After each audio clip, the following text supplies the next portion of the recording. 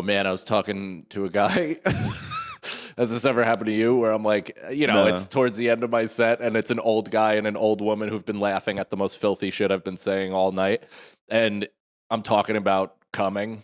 Yeah. That's what I do. Mm-hmm. And I was like, what about you, buddy? You still dropping back, like, some horse shit that I just always do. And he goes, no, I don't have a prostate. I go, I'm sorry?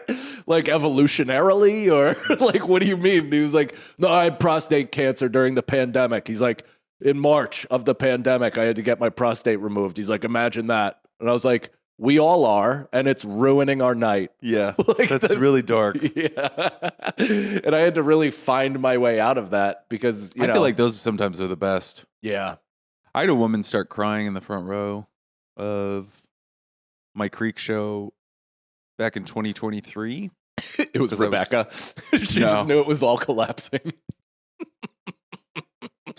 No, it was because I have a miscarriage joke because we had a miscarriage. Yeah. And she just started crying, and I was like, ooh, this is very obvious what's going on. Whoops. Little lightning bolt. So I stopped the show and I consoled her. Did you? Yeah. And then I got the show back, and my very first reaction was like, oh, I wish I would have had that videotaped so that I would look so great. Yeah. I would look that like, was your Matt Rife person having a convulsion. Yeah. People would have been where like, this guy is the sweetest sweetie. He sweetheart. cares about women. Yeah. He stopped being funny enough to rub one's shoulders when she thought of her, I was a real cemetery. sweetheart about it. I was like, hey, it's okay. Yeah.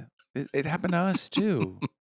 It's all right. It's okay to be sad about it. Really ignoring the rest of the show. I'm so glad. And then immediately went to my ego. Immediately went like, okay, now that you're all right, man, I wish that would have been taped. Yeah.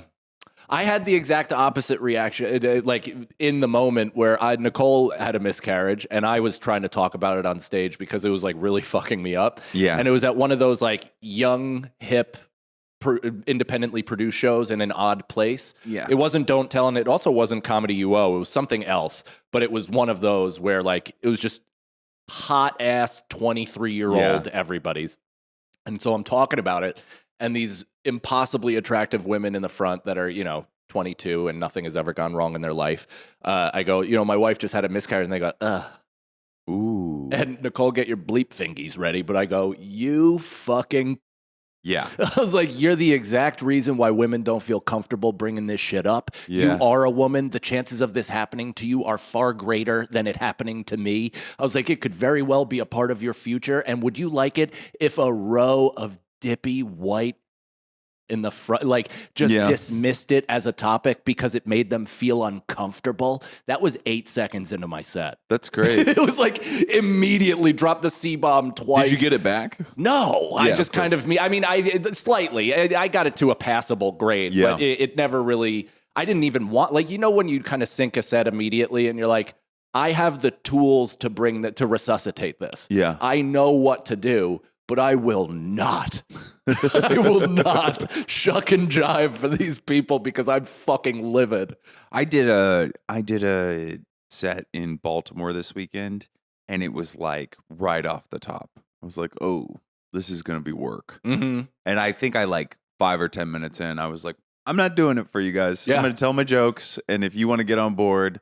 And some people were fully on board, but there was big gaps, and I was like, this is not me. This is something going on that I can't There's a real supply-demand problem happening with comedy, and justifiably, it's not even the audience's problem. It's just with how available it is. Yeah. Where you watch those old sets, like you see the young comedian special, the Rodney Dangerfield, and it's like the moment they walk on stage, people are like, make me laugh. Like they're like a dog and you're going to throw a ball. Yeah. They can't wait for you to say something funny. And now you get up on stage and people are like, I've been watching. Go ahead. I've been watching comedy all day on YouTube, and now I'm here. And now I'm here, and I kind of know you, and you look different than on my phone, so I don't like it already. Well, the guy before me did do much better, so it could be me. It always could be me, and I accept that. That's what I'm working on in therapy. I'm accepting where I'm accountability. Yeah, I'm accepting. I just blanket diagnose the audience with autism and move okay. on. I'm like, well, that crowd, they weren't even making eye contact. Yeah, I try to never blame the audience, which is like it's a fault. No, you're serious. Yeah. Oh, I think you're insane then, because Yeah. I know that. I've heard Chris Rock say it, and I know it's a famous adage for comedians to be like, it's never their fault. We're the ones that should be able to adapt to literally everything. And it's like, then you've never done a prom show. Oh, yeah. Jesus Christ. I've done prom shows. Yeah. You didn't blame them? You should have been able to connect to shit-faced fucking I always feel 17-year-olds looking to get their first finger stinky in their whole life. I didn't think about it that way. But yeah, you're in their way. You're literally in their way from them feeling the warmest feeling of their lives and never looking at mittens the same again. Jesus Christ. Yeah, I guess I didn't think about it that way. Sorry, I am Matcha Luther King Jr. right now. I am out of my mind. I don't know what I am right now because I got sleep last night, but then I went straight to from childcare to therapy to getting up here. So I feel like I think I'm on my third cup of coffee already. Nice. Yeah. Do you know what you are? You're like, you ever go into an above ground pool and do a whirlpool just to get all the gook in the middle and then you skim it out? No. No. I'm from a higher tax bracket than that. We didn't have above ground pools. That is the fucking most hurt I've ever been in my entire life. I'm really sorry. I just want to be, I'm trying to accept where I'm at. And I think I've actually never been in an above ground pool. No kidding. You're missing out, dude. I prefer it. I prefer an above ground pool. Wow. With a deck around it. I would rather an above ground pool with a deck than a deep end, because I just don't even want to think about diving or people having the inkling to dive. Did you never have a friend who had a diving board? Of course. My wife did when we were kids. Yeah. She had a diving board. We almost snapped our neck on that thing. Actually, that's how I learned gainers. Her cousin almost hit her head, and my father-in-law came out with a sawzall and literally fucking sawed it in half after that, because he's like, fuck that. He's like, you almost just got really hurt. That was really irresponsible, and I have it in my house, so it's on me. I'm sawing this shit in half. Jesus Christ. He seems like a level-headed dude. I mean, to be honest, I think that's the most responsible thing he's ever done. He's really into safety. Like, I don't want to seem like I'm kidding, but like, he ran cranes and shit like that. Like he doesn't drink when he's on a boat. Like, he's like that type of dude. Like, he'll have 65 beers by 11 a.m. on a Tuesday. Mm-hmm. But if he's on a boat, he won't drink for like 4 days in a row. Wow. Like, he's just that disciplined. Is he ex-military? No, but he's very hoorah to the heart. You know, he's one of those guys who wakes up with the stolen roosters. valor. Yeah, exactly. Yeah, but meanwhile, he doesn't respect me, even though I'm the one that's been to the Middle East. Wow. I've literally performed for the troops, and I told him, and he's like, yeah, you probably talking to the trans ones. Yeah. I'm like, come on, man. You're the DEI. You were the DEI hire. What was I going to say? Well, you had some stories of disrespect. I'm kind of zenned out right now because I don't have grandparents usually within reach. And this weekend I had gigs in DC. Mm-hmm. That's one of the gigs I was talking about was in Baltimore. Nice. Great gig, but just the audience sucked. Mm-hmm. But I had my parents, and it was insane. Like, being in the suburbs and also being with my parents was like my life, and also not having my wife to be like, you're doing this wrong. Yeah. Oh my God. It was heaven on earth. It was great. Like, I can't tell you how, there's so many levels to how much I enjoyed it. First of all, need something or need to go somewhere, car there. Yeah. Not go get car, double park, text that I'm down here, then leave the city. Just like, hey, want to go to this playground? Car there. I'll tell you what, dude. Car there. Having my driveway is worth congestion pricing. Oh, It just having a place that I could ghost ride the whip into a rock wall and it'd be fine. It's my yard. I'm telling you, having a driveway worth quitting comedy. worth. I mean, my peace levels were way high, but the number one thing and I don't know if anybody will relate to this, but I feel like this like pressure with living in New York and being around comedy so often to have to talk about interesting and or be on kind of stuff. And I just was sitting there with my parents talking about like the weather, how much things cost, a trip to the doctor that was annoying, and everybody's like locked in and they're like, yeah, we went to and it's like there's no I get why people lobotomize themselves with that, like, just like suburb, primetime television, chain restaurant, Costco. Ooh.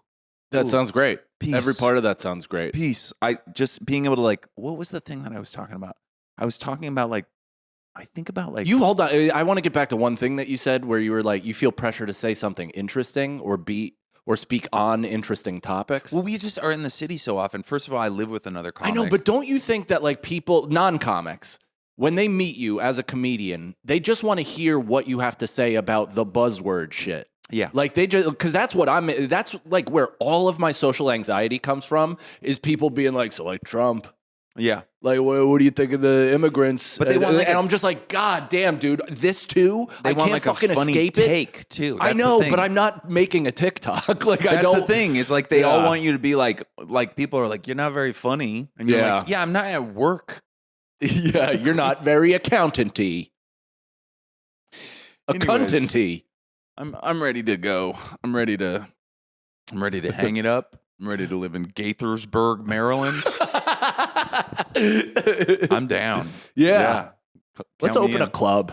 Let's move to a remote place and just open a comedy club and run it as a way to funnel Rosebud's wealth. Yeah, like a Bend organ. Yeah. And it could be, she could intentionally take an L on it. Do you know when there were two clubs in this one major city in Texas that I won't say, and they were owned by a hotel chain? I think they've since sold.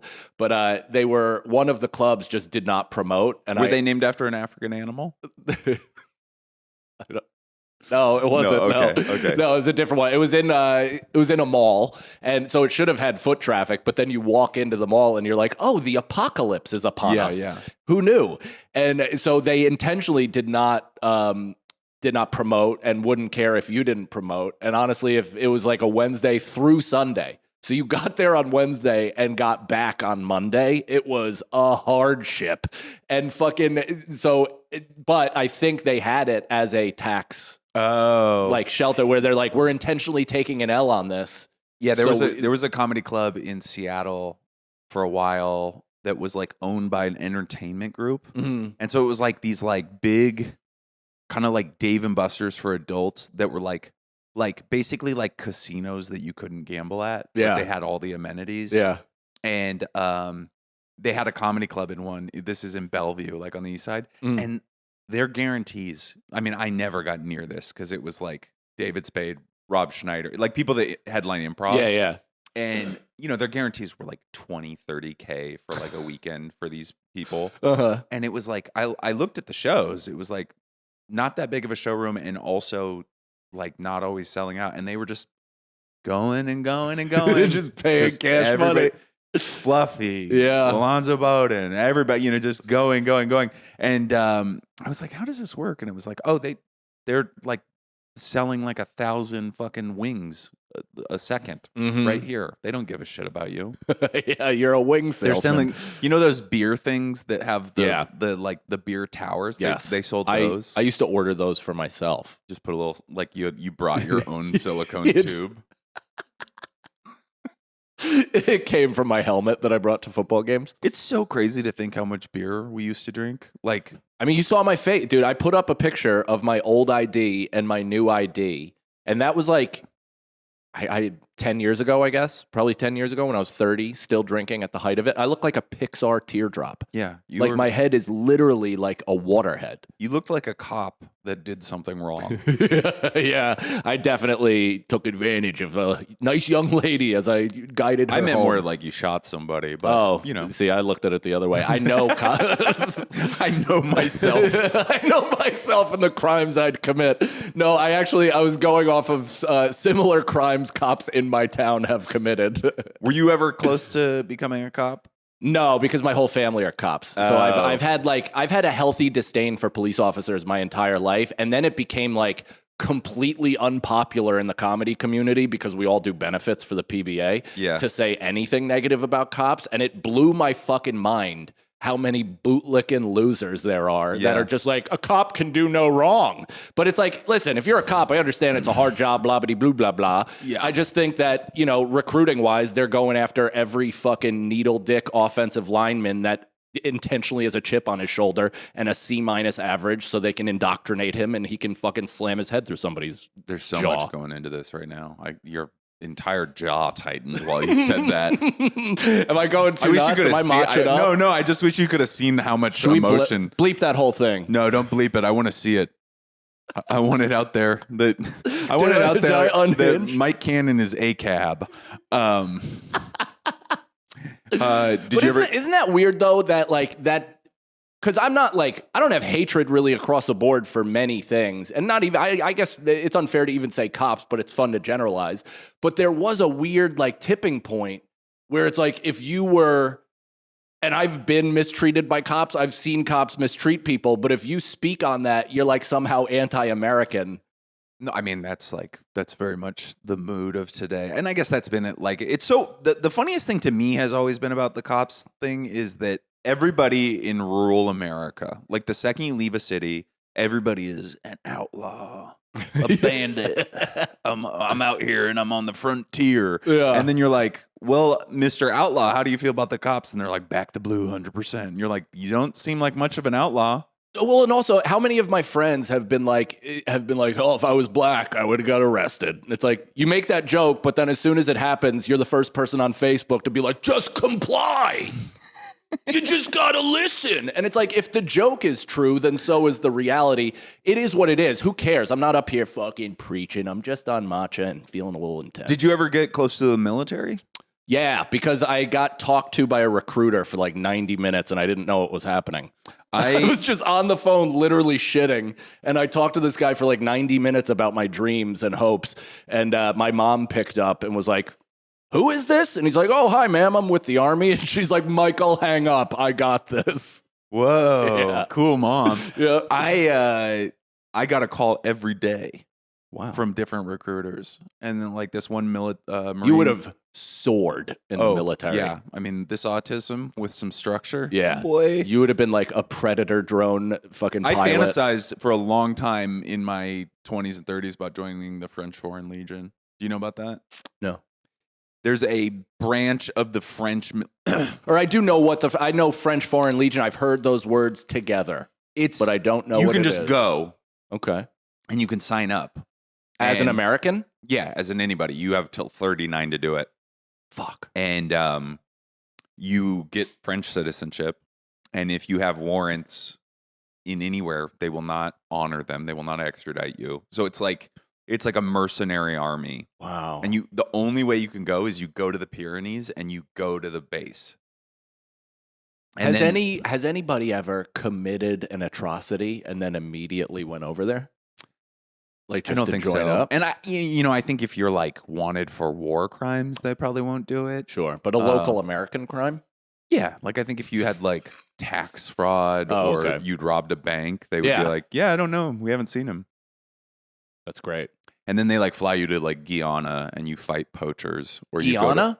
Guyana, French Guyana. That's how you, okay. You weren't saying Ghana. No. And I didn't know the pronunciation of it. There's like these three countries at the northeastern top of South America. Mm-hmm. Suriname, Guyana, French Guyana.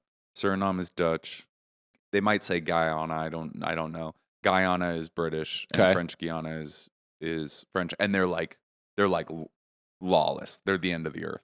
That's pretty cool. There's like, that's where Jonestown was Guyana. No shit. Yeah. Look at this is Andy teaches Mike. This is fun. Nicole fell asleep. Though. Yeah, Did she you was see that. she started checking I her. saw her head just buried. Her She chin started was checking her resting. emails from Taylor Tomlinson. I wonder if I have anything coming up. But no, the guy from the Marine Corps called me every day, and I would talk to him. I used to be so much cooler. I used to be so much more like the problem is that like when you're like a fuck the system kid, when you're like in high school and early 20s, you are kind of a badass and you're cool. Yeah. But then you have to stay in it, which is like a lack of comfort and everybody else around you. Yeah. And but then it never ages cool still. Like that's what I mean. Yeah, like you're the only hippie. way to age into like a cool anarchist is to be Rick Rubin.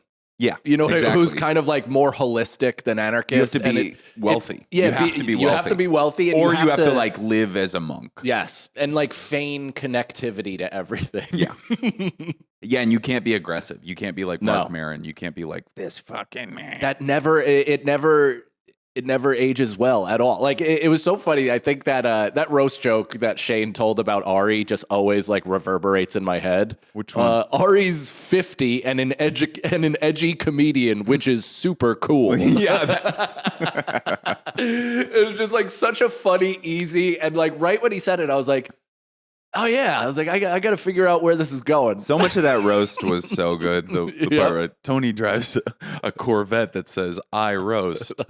Cool. Yeah, he's like, I don't know, man. That's not gay at all. That's cool. Yeah. That is a great roast. Mm-hmm. List is really good on that too. Yeah, the roast of Louis J. Gomez. I think it's on YouTube. Check. I think it is. Yeah, peep that. What the fuck was I gonna say? Yeah. Oh, so the military, the Marine guy would and I strung him along because I was kind of having fun. I was also close. Oh, so you knew. You knew you didn't want to, but you kept him on the line. Well, I kind of did want it. Like, I was kind of dying for structure. And the closest I ever got was 9/11. Like, 9/11, I was like, you were almost involved? Yeah. I was almost one on the flights. Yeah. I was you were this close to getting your pilot's license. Yeah, exactly. And then your mom's van broke down. But what the fuck? Oh, he would call me every day and we talked, and then like eventually I got to this point where he was like, would you mind doing the like survey that we do or whatever? And he was like, how many times have you smoked pot? And he gave me like a multiple choice. It was like 0, and then it was like 0 to 5, and then it was like 5 to 10, and I was like up, and then there was like a cap. It was like 30 to 50 times, and I was like, man, I've smoked so much more weed than that, and he just didn't call back. Really? Yeah. That's so funny. Yeah, they don't want free thinkers, man. You got to be moldable. Yeah. Speaking of moldable, let's talk about kids' sports first. I want to talk about that because I was talking about it on stage last night about how I never really processed the pressure of it as a kid. Like, it was always so fun. Yeah. I don't know why, but even baseball, like any of the stuff where you're just like more or less in a spotlight performing. By the way, can I take a second to acknowledge that you are really being I'm really surprised at your demeanor today after last night's loss. I'm having a hard time. Okay.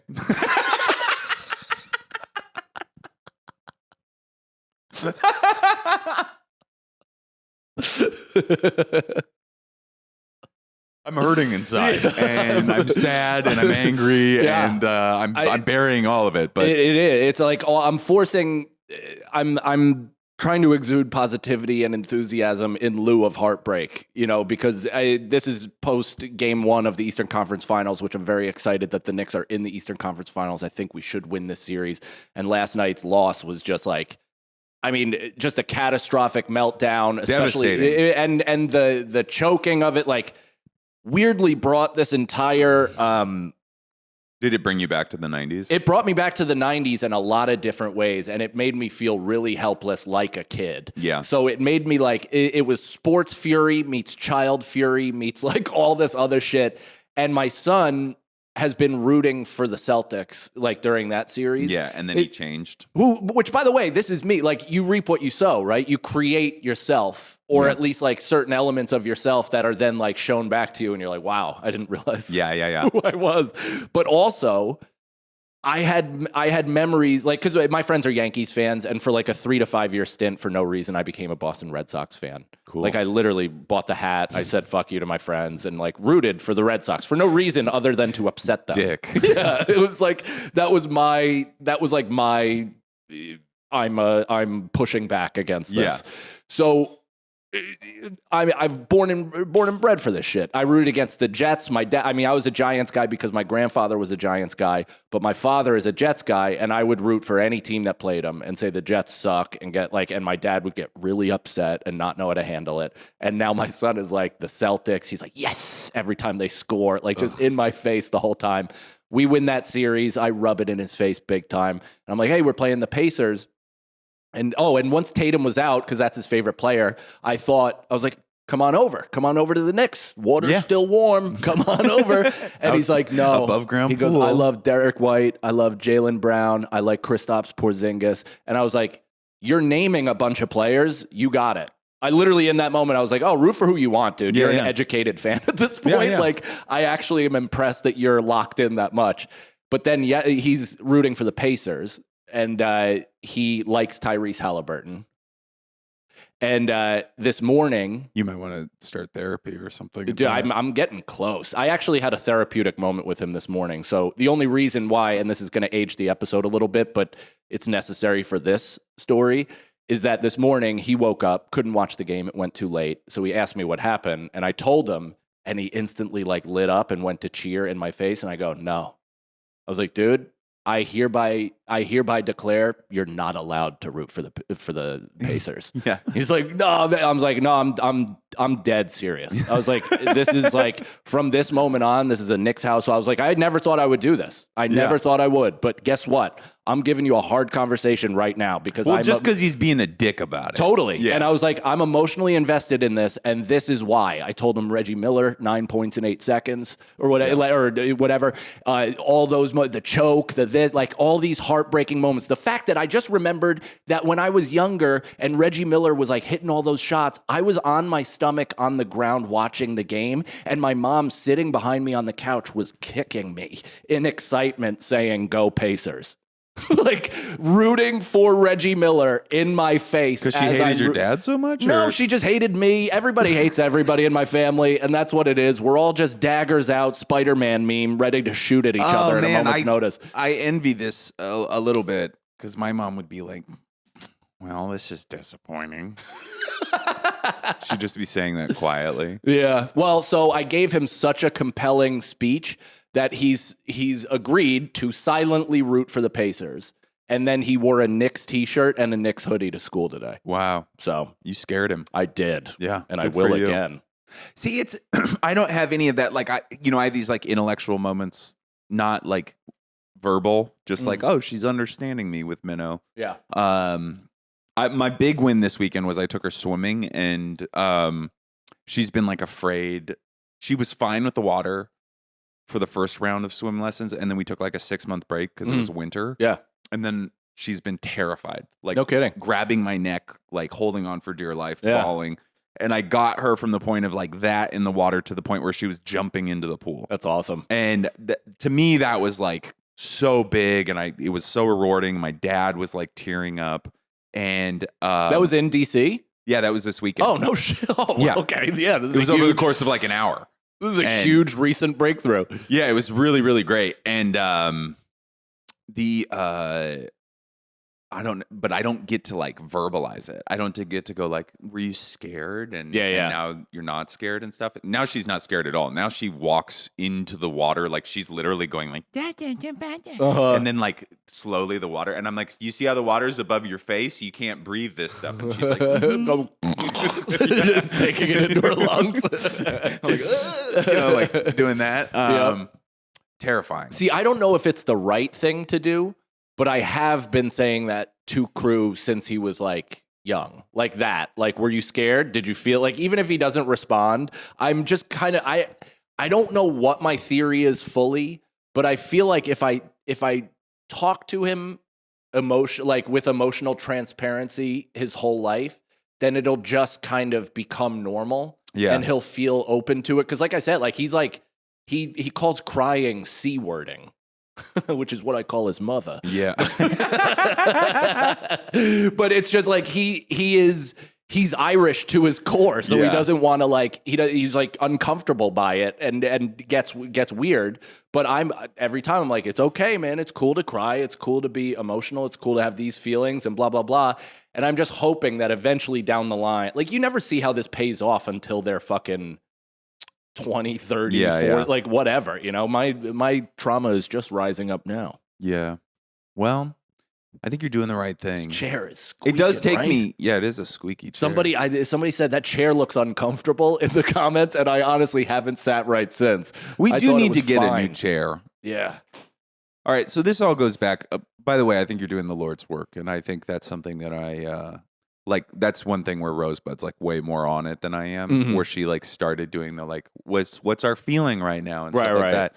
And to me, I'm like, she can't say shit. Whatever. You know, she didn't know how to talk. You sad? Daddy's here. Like I'm very like sympathetic. I hold her, but I don't go like, what were you feeling then? Because she doesn't talk like that. She just go batapa. But that like I don't view one better than the other. I'm just saying what I do, and like I'm clearly overcompensating. I think it's okay. I think it's okay too. I actually think it's better. I think we can say it's better because the thing is that I come from the product of like the mom just sitting there going like, well, it's all over and your father left me, but let's enjoy this vacation as best we can. You want to go? Do you want to rent one of these and take it out on the beach? I think about death every second.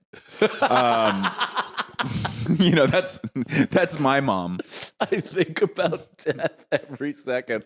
Oh, my mom was just locking herself in her room and turning the lights out and bringing the sheets up to her neck. Really? Yeah, and I was 2, opening her door, noticing it was dark, even though it's bright 1 p.m. out here, and go, what, 'cause you hate me, mama?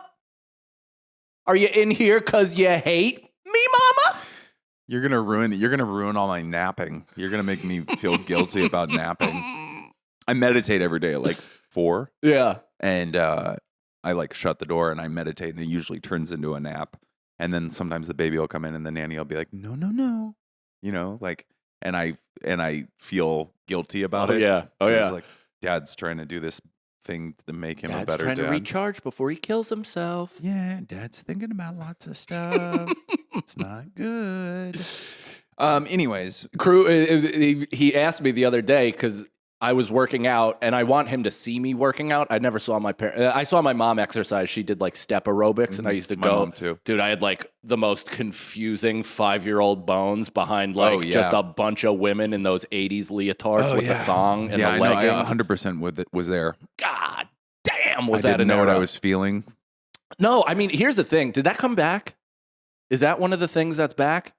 Aerobics? No, well, aerobics, sure. Boners. But that, like, boners are back in a big way. Boners are back. I feel Boners like. are back. Show them off. Yeah. And also, is the aerobics like leggings with the thong one piece? Oh, I wish. I hope it's Like back. Elle McPherson, Kathy Ireland, like ladies of that era. I feel like if it is back, we're going to see it on the street. You know? Yeah, Because that's how it is now. Yeah. Is it? Is it back? It's not? It never came back? Bring it back, gals. I feel like there is like a resurgence of like a leg warmer, Yeah. but we're not quite. We haven't gotten all the way. Well, up. that's like the basic. The yoga pant was The like basic white outfit for women is kind of like chunky white socks over the black leggings with white shoes. And it's basically a variation of the 80s. But they didn't bring back the best part, which is the clam hammock. Yeah. And then the floss in the back. Yeah. Maybe it's because I called it a clam hammock. It's okay. I liked it a lot. Title of the episode. Clam hammock? I think so too. Can we make merch? Clam hammock? I think that's a good merch. It's clam hammock, and then you're matching me crazy are the only merch items we have. And matcha Luther King Jr. That was pretty with good. a green Martin Luther King. It'll sell. Let's just do it on drop shipping and just see what happens. Will AI design the logo? I think this is a good move. I'm not even kidding. I've recently adopted Zyn. No way. Really? In I your got foreskin? one in right now. In my foreskin. I Oh, haven't in tried your that yet. mouth. Yeah, it's in my mouth. And I love it. I'm so dialed in. You're I'm a so, Zen daddy. Yeah. No shit. Yeah. Does it? Hold on. So, hold on. Does it make you nauseous? No, because I've been doing tobacco Yeah. or nicotine for years. But have you dipped? Like, have you taken long cut and that doesn't fuck you up? I think a long cut would fuck me up. I did a long cut one time. This is like one of the biggest nightmares of my life because I was on the road with Jeselnik and he dipped and we smoked a joint. So I was like high out of my mind. Oh, no. And I wasn't a big smoker. So spin zone, dude. That is. And I put in a dip and we were in a limo because the train had broken down. So we were taking a limo back to the city. Wow. And I was high out of my mind. And spinning. Was he telling you that he was the tip of the spear? Yeah, the whole time. All roads lead to me, comedically. Because I'm putting on my right blinker, but I'm actually going left. Yeah, he's a pain in the ass. He's a great comic, but Jesus Christ, the fucking is he, though? righteousness is insane. The righteousness really like makes you go like, I don't know. I don't want to do that. I don't want to have to edit this episode. Keep my part in. I don't care. Yeah, whatever. And Jeff Dye's gay. Marin would know him if he was gay. You come out, Marin will know you. Yeah, he'll know who you are. I've met Marin like 2,000 times, and he probably doesn't know who I am. Really? So. Oh yeah. I have a great story from a anonymous comic who no longer does comedy, but he was a great guy, great comic.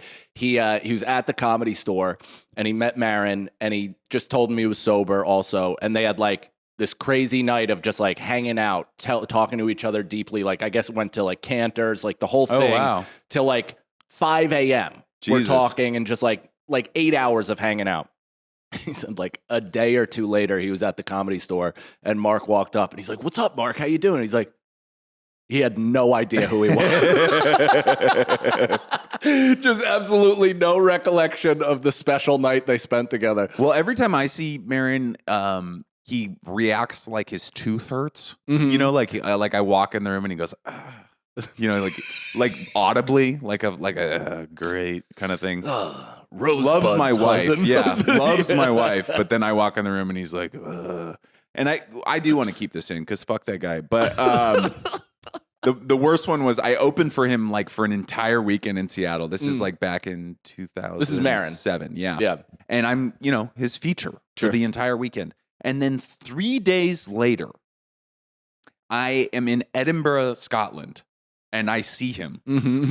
And he is like, "Hey." And I'm like, "Hey, what's up, man? Yeah. We're across the world." And he's like, "Hey." And just like annoyed that I want to talk. And I'm just like, and annoyed probably that he recognized somebody. Like he wishes he could just fade into anonymity. That was even a worse version of Marin because I think he had just gotten divorced. But it's so funny because it's like you shared that clip with me this weekend and I loved it so much. But I've been so often on the other side of that where I'm like, this fucking guy. Anyways, let's move on. Well, that's what's interesting about, not interesting, but you've had so much access to these people. Like you've known all of these guys. You were in LA for a while. You've been on all these podcasts and like done things with them. Like Marin to me is still like a figment of my imagination, like something that I've heard in my ears. I'm going to tell you, I've met really every exist. single one of my heroes, and every single one of my heroes has detested me. Louis, Burr. I wouldn't call Marin my hero, but I liked him. Sure, yeah. I liked what he did. And every single time I show up and I'm like, "Hey, what's up, man?" And like, I've thought of a question I want to ask them. And they are just like, "Go away." You know? Yeah. One time I saw Burr like right before he hosted SNL for the first time. And we were at the New York, that was like the pandemic New York Comedy Club. Yeah. He's sitting on the couch. And I was like, "Oh, what's up, man? You're in town? Blah, blah, blah. I'm Rosebud's husband." And he goes, "Is she around?" And I was like, "Oof." Oh, she's I can call her. I was like, that was quick, man. God damn. I didn't even say that much for you not to like me this quickly. Yeah. Whatever. That actually reminds me of my disrespect yesterday. Oh, yeah. Wait, I want to hear also, about this. did you throw up in the limo? I feel like that was just kind of left open. No. I spit it out discreetly into a cup and continued to freak out. I freaked out a few times. One time I went to Jeselnik's, he had like a giant bong and I hit it and I was like so high and I felt uncomfortable around him all the fucking time. And I opened for him for like a year. Because he kept trying to grab your cock. That it did feel like it was in the air. But then he'd be kind of a chubby chaser, I feel like, at that point. But sorry, I really enjoyed my own off tangent there. But I literally lied. Like, I was so high that I lied, and I was like, oh, my ride's here. And I went outside, and I just hung out outside. Because I was like, I can't be around this fucking demon anymore. Jesus Christ. And then he taught me about comedy. He taught me the right way to do it. Yeah. And you push buttons, but you push the right buttons. Man, I mean, it's just been a couple week stretch where I've had to remind my most closest partner in life, my wife, that I'm a human being with I heard this on the way into the room, and I knew exactly what we were talking about. Well, what I didn't know, and I guess my wife didn't know it either until somebody I already know this is when somebody told it, like, anybody ever give your wife an excuse for the way she's behaving and she immediately diagnoses herself with that problem? Yeah. Yeah. Because you know somebody, my wife. I guess some woman, my wife was hanging out with a patch of gals, and this lady was like, "Oh, your son's 9 months old. Have you hit like that 9-month rage point?" And like right there, we were in the middle of a Category 65 hurricane, where my wife was just anything that was out of place in the home was treason. Yeah. And I was, up before a tribunal every fucking morning before she left for work, before I left for work. She was gone for work for like the majority of 2 weeks. So I was like, dad, mom for 2 weeks straight, which I have absolutely no problem with. But I also had like mostly production work. So like nights that I typically would have a set and could get out and kind of like get that fucking off my chest. I was then like doing clerical work on YouTube and all this shit. By the way, you better subscribe to my YouTube or else this is the last try at anything. Okay. But so I'm doing all this shit, and so I didn't have that outlet. So I'm just like dealing with this whole thing, and I just had to constantly remind her that I'm like, hey, I'm like a human being with like a full gamut 360 degrees well, Mike, of emotion. You can't have a baby, and so that's your fault. That's true. I don't have what she has, permeating through her body. Well, they're like, they're celestial beings that they create life and they go through these changes. It's called the divine feminine, not the divine masculine. Yeah. Well, is there a divine masculine? There probably is a divine masculine. There should be. Gay. Yeah, it's Mateo. Yeah. He is the divine masculine. 100%. By the way, go watch Mateo's special. Yeah, it's amazing. the Al Dente special, which is what I used to call my drunk dick. Oh, really? Yeah, because I could never get it full that's torque. That's a good bit in Al Dente. Yeah. My dick bit back in the day when I was a drinker was to pull my cock across my wrist and ask people if they'd seen my new watch.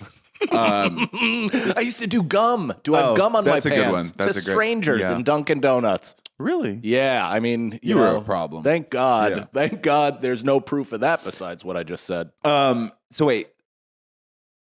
Your wife was raging. Was that the main? That was not the main disrespect. That was just kind of the contextual storm that I was living in during this time. And and also because you have kids and you have all this stuff going on, you also have to push it down and just think about a life in the woods. You ever? And this, I hope this is relatable. But do you ever have so much to do that you're actually physically frozen, like that you don't get to any of it because you can't compartmentalize, you can't prioritize for whatever reason. Like you're just like in fight or flight so much. With I just the stress start cleaning stuff. You just start, That's my wife does something similar. I start lifting. I start working out. Oh wow! And it's doesn't help. It's just like I'm just angrier. Sometimes a run helps. Yeah. I wish I had I shoot hoops every now and again. That might blow off some steam. Yeah. But so that's the newspaper and the cow swirling around me yesterday. Okay. This is yesterday, by the way. The newspaper and the cow. Mm-hmm. Like a hurricane. Like a hurricane. Okay. Yeah. Why the newspaper? Oh, because it like shows up. Because that's the first thing that gets lifted into the cyclone, and you're like, is that a cyclone? Oh, a cow. Oh, okay. I made this up on the spot. I get it. I get it now. Okay. I get it. I didn't. I think you should add some corrugated metal roof. I like that. A car. Yeah. The cow. An old lady. Maybe a walker. Old lady. Yeah. Holding the walker. That would be cool. Unaware that she's. I don't even think she's I think she's.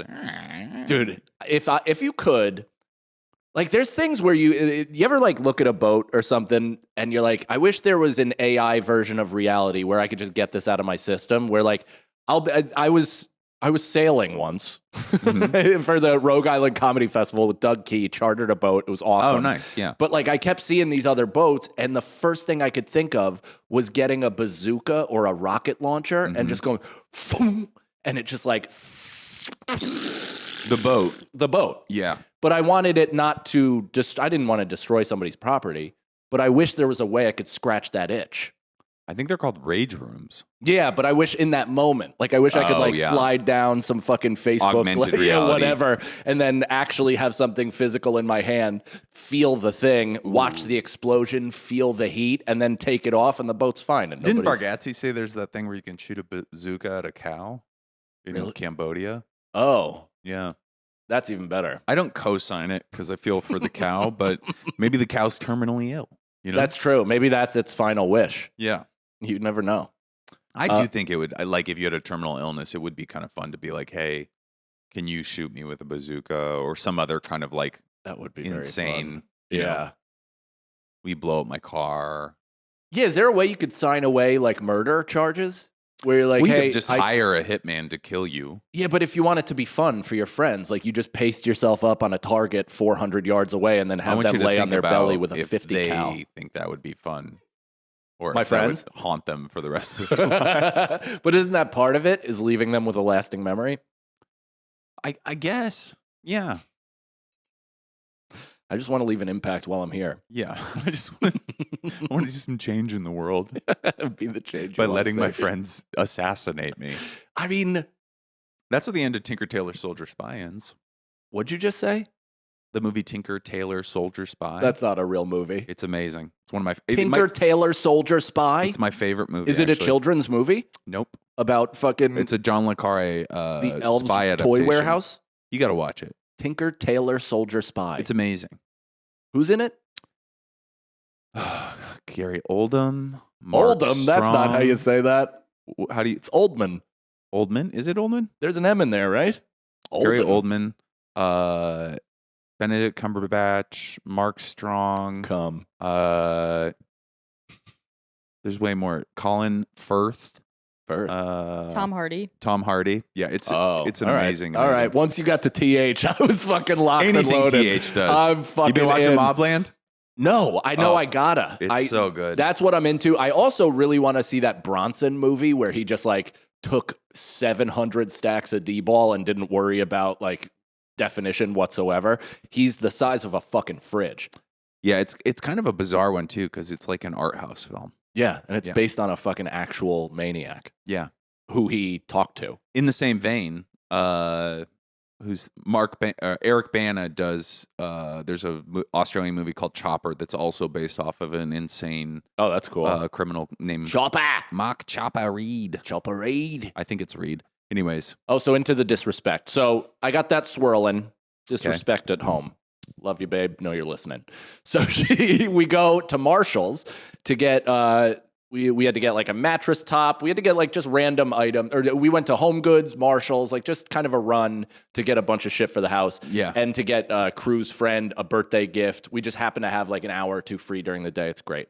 So we're going there. I'm like, I'm half asleep, but trying to guide my way through this. I can't say this without sounding fucked up, but there's just so many Hasidic people in my I've been community. up there. I know you're not being bigoted. I know that it's a lot. It's fucking brutal because it makes you bigoted. Well, it also literally forces you. I will say this about them that it does them no favors is that I do think that some of their ethos is that they are like chosen and these other people are like sinner kind of. No, that's their whole ethos. Their whole ethos is that they think we're subhuman. They are. And so the way that you interact with them is always very like I've had great interactions with. What's up, buddy? We're just finishing this one. Do you want to come on for the end? All right. Okay.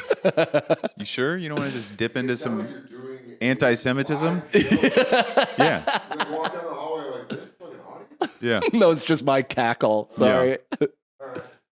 Come right back. Stay tuned. If you take a right out the door, there's a daily provisions. All right. That's All my right, whatever. style. Do you? I like that. All right. I like that. That was such a perfect. There's a daily provisions. I prefer donkey. Yeah. That's He's outstanding. from Denver. Don't pretend it. So Hasidics. I mean, thank God Dan didn't jump on connect this. his name to that. But yeah, it was just like they add a level of tension and stress to the shopping experience because they're fucking all over the place. They have no like the ones in my neighborhood. I'm just talking about my specific experience yesterday. There's no fucking We're gonna have to spatial cut awareness. this whole section. Keep it in, send it to Hollywood. But they actively don't believe in measles vaccines, and they're like putting their head in my baby's fucking carriage and shit. And I'm like, get the fuck away from us. They look at the baby? They tried to. Oh, wow. Yeah, then some old man was like, let me see. He was not Hasidic, but he was equally, get the fuck out of here. Yeah. So I don't like the old people looking at the, like, getting close to the baby's face thing. No. It's like every old ghoul woman in my neighborhood will be like, I want to look at the baby. And Get it was out of like, here, gypsy don't from Thinner. breathe her air. I know what you're trying to do. You're trying to steal her youth. Yeah, stop it. Stop it, lady. They're like trying to tree sap her. They know Yeah. where to fucking put the sieve or whatever. Yeah, keep your paper hands away from her. Oh, pimento loaf fucking fingers. Yeah. I hate that. So yeah, I'm dealing with that. And I'm just not handling stress well. I'm really agitated and I'm letting so many things bother me. Yeah. And so we have like 19 items. And as you know, as all consumers, I don't know if this is an American-wide thing, but certainly in these lib cities, they just don't believe in fucking bags anymore. Like bags are just like a you problem. It's not an us problem. And so we're buying like clothes. We're buying toys. We're buying like a topper for our mattress. Many different things of various size. There is no fucking cart. So I'm giving the lady the thing, and I'm like looking in my wallet to take the credit card to give it to her, and she's handing me back the clothes. And I'm like, oh, did they not ring up? Do you need me to? And she's like, no. And she handed me back the clothes, and I go, well, I'm going to want a bag. Yeah. She's like, I'm going to want a bag. And she's like, we don't have any. They don't even have the big fucking reusable ones? That's what I said. I was like in the whole store, in the entire department store of Marshalls, you don't have a single bag. She goes, go check. Oh, so she wanted you to buy luggage. She goes, go check. Go check. And as she said, go check, I went like this, and my wife goes, calm down. Yeah. So it was like Calm a down always double helps. punch Calm down helps. of like, I'm like seeing my father in my head, and I'm about to start boxing my way out of this fucking place. Yeah. And I just go, what is this? You Just want me to knocking juggle off these funny goddamn hats? items? Like, I'm not yelling or anything, but I'm like, so I'm supposed to juggle these items as I walk out of the store? Is that what you're saying? Is that part of the fun of shopping at Marshalls? It's an extra game that we get to play. Like, I'm just talking about it like that. And Nicole immediately walks away, just completely abandons her partner, has no support system. She's just like, all right, well, dad's going to fucking go to jail, so let's be over here. Yeah. And after I had to remind her, I'm like, I've never yelled in public ever. Like, I've never had a moment where I've been like, fuck you, blah, blah, blah. Like, nothing. You would think I have, right? Yeah. Like, I look 100%. I look like a World Star video, and the way Also, that I knowing talk, you, I would assume that you've had some outbursts. I mean, I've just never had those, besides like bar fights and shit like that. But you that's do a the separate- quiet. You do the quiet. I do the angry. quiet, like low, Yeah. unblinking eye contact to the point where they know I'm capable of taking a life. Yeah. Or at least I I'm convince scared them. right now. and hard. So she, I had to remind her, I'm like, I'll never flip out. Also, our baby is there. So I'm never going to like actually I was like, but I'm going to say something in those moments. I'm like, I'm fucking John Goodman in Big Lebowski. I've said it before. Is nobody following the fucking rules? Yeah. It's like Nicole, and my wife is so reasonable about it. She's like, listen, society is, is degrading and people are whatever. And I'm like, I will not be the one though. The turtles. I was like, I guess I'm fucking, I'm now just a justice seeker for my own life, but I cannot allow society to fucking roll over me at every opportunity. And I know this is like probably sentence one in Ted Kaczynski's fucking whatever. It's definitely falling down. It's getting there. Yeah. It's fucking getting there, dude. I don't know, but the routine. Oh, okay, so leave that. That's not even the following disrespect. So then I have a show last night. So I'm headlining a show where I know that it's going to be light audience because I've done this venue 15 times over the last 12 months. Yeah. But it's a good paycheck, so I'm very grateful. But it's also during game 1 of the Eastern Conference Finals. So I'm headlining during a game that I haven't seen in fucking 25 years. Yeah. Like, so I'm already dealing with that shit. And I get there, and the manager of the place is just like, he's like, oh, I was like 20 minutes early. He's like, oh, the openers aren't here yet. I was like, oh, I spoke to the feature. She said she's going to be here right at showtime. I don't know the host. So what? He's like, oh, they usually come together. So I guess they'll be here at showtime. I was like, okay. I was like, I'm going to put in an order for pizza. I was like, can I get a menu just to check it out real quick? He's like, yeah. Like, brush me off. And he's like, I'll be back there in like 10 minutes. He's a new guy, brand new to this place. I'm there a lot, like I said. He's like, yeah. I'll be back there in 10 minutes. I'll get what you get. So I go back there, drop my shit off. I'm going to get a coffee instead. And I come back out and I was like, oh, I'm just going to take a plain pie, like just for myself. Yeah. And he's like, yeah, I'm going to wait for the openers to get here, ask them what they want, and then I'll order. The pizza place is across the hall. Yeah. It's literally like you go over there, and every single time I've been there, they put my order in immediately because it's the headliner, and that's what they do. They don't care. Like, first of all, the openers were more or less like assigned. I don't fucking care. Like, I wasn't there with them. I'm not being a dick. And I just was like, the second time, I was like, what part of me, motherfucker? Like, is it the 20 people in the audience? Yeah. I was like, but what part of me is like, it just makes you think like you could talk like you're a new guy. It's so weird how they do that. Like, where if you don't sell, they're just like, I can treat this guy like a piece of shit. Yeah. And it's like, all right, but whatever. So someday I will sell. Yeah, I sure said that. I didn't, but I came back and I was like, hey man, like, I'm here a lot. Like I work here, whatever, said my connection to the place. And I'm like, I think, I was like, you're lucky you did that with me on an off night. Yeah. But don't do that. Yeah. Like, if somebody asks for food twice, especially before the show, that means they want to eat before they're set. And they're not trying to drive home with a fucking pie of pizza in their lap and eating at a late hour. Like, the whole point is that I want to eat before the fucking show. And he goes, heard that. Oh, God. And I go, well, then I'm glad they're fucking working. And he's like, what? And I was like, your ears. You heard that? I was like, I'm happy for you that they're working. And he's like, and then nobody came into the green room for the rest of the show, including the openers. And no, I didn't. I begrudgingly bought a sandwich from the mall. I'm such a baby today. Is this your local comedy club? No. It's not that one? No, it's not. And I'm sorry. I'm bitching and moaning, and I'm an intense person today. And I know that's off-putting to a lot of people, myself included. I think the dads want to hear it. They do. Yeah, I think a lot of dads relate. I'm the opposite, where I'm just, hey, everybody's struggling, like we're all, it's hard for all of us. Of course we don't have bags. All the turtles are dying. Yeah. And then like the TSA guy's like, hey, you're actually going to need to go back to the front desk. And I'm like, what the fuck is wrong with you? I have a baby here. I don't give a shit about this fucking line right now. Deal with it. And Rosebud's like, you have to stop. You have to get control of yourself. Anyways, the disrespects. Well, either way, I'm sorry. I don't think you need to apologize. Come see us on the road. Make up for our unhappiness. I'm not doing the road for a couple months. I'm just look at you. I'm gonna go on some of my wife's gigs. I'm gonna be in England. I'm gonna be in Berlin. Wow. That's excellent. Well, I'm going to be in Boston June 6th through the 7th at Laugh Boston, and then Point Pleasant, New Jersey at the end of June. And then I'll be in Austin in July when everybody wants to be there at the Creek in the Cave. Tickets at MikeCannonComedy.com. Mine's at my punchup.live, so just go there. And also, if you guys have a chance, please go watch, I think it's like July 1st, my travel series Around the World and Andy Haynes is coming out. Let's go. And if you guys could like that and do all that stuff, and then also there's a Patreon because we're going to try to raise money to go on the next adventure. Please think about donating to that. I want to go to Greenland. I want to go to Senegal. What is it called? Around the World and Andy Haynes. Nice. Yeah. Mine, I have a comedy vlog for the road, and it's called Around New Jersey with nice. Mike Cannon, from Uncle Vinny's to the dojo. That's great. Yeah. Love I'm kidding, dojo. But... thanks, everybody. This has been The Beautiful Boys. Shout out producer Nicole. Oh, yeah. Thanks. Do you want to plug anything? At Nicole Lyons Productions on Instagram. Follow Beautiful Boys everywhere. Yeah. Bye.